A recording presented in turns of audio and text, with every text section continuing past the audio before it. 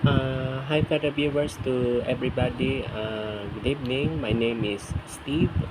Steve Hoong. That's my complete name in my respective video account in this website, youtube.com. Okay, by the way, to all viewers, this is for Bicol region, all provinces in Bicol region.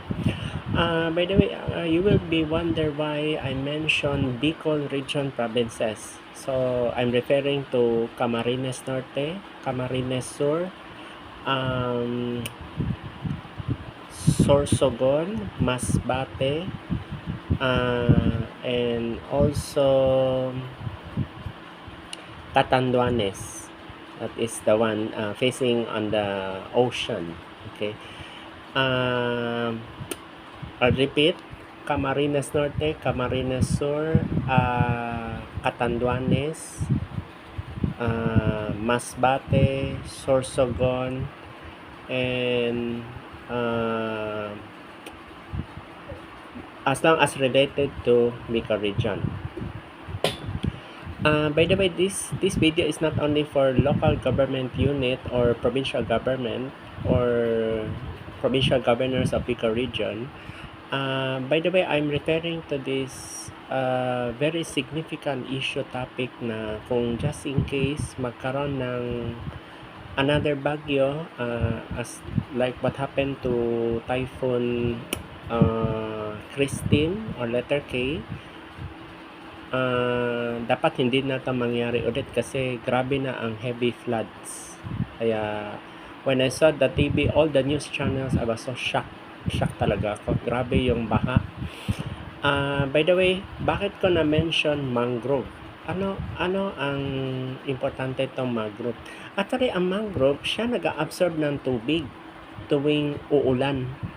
Then, ang advantage nito, kung mayroon nag-produce na siya as mangrove tree or puno na, siya magbablock, siya maghaharang.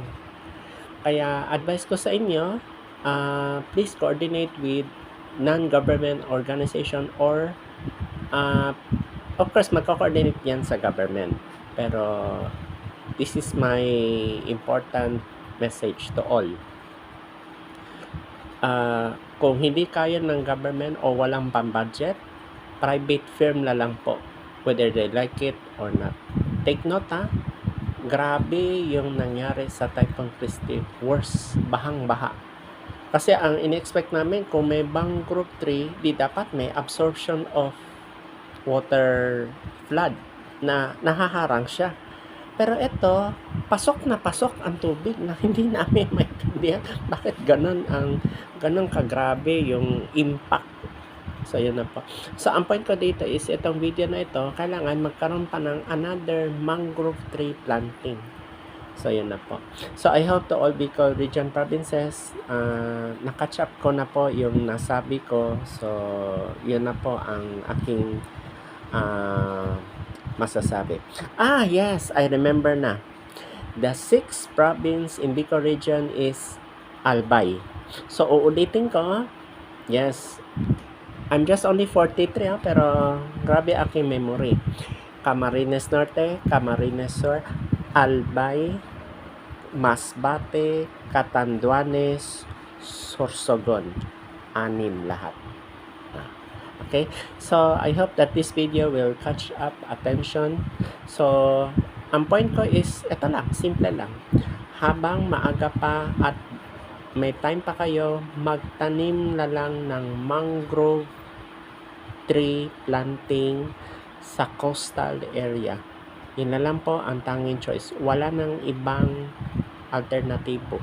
Take note, pag yan, may baha na naman darating, wala na akong magagawa. Remember pag may susunod pa na typhoon like 2025, 2026 and so on and so forth, wag niyo sabihin sa akin na, nagkulang pala ako, remind. So, yan na po. Thank you for listening in this video. Thank you and God bless. Good evening.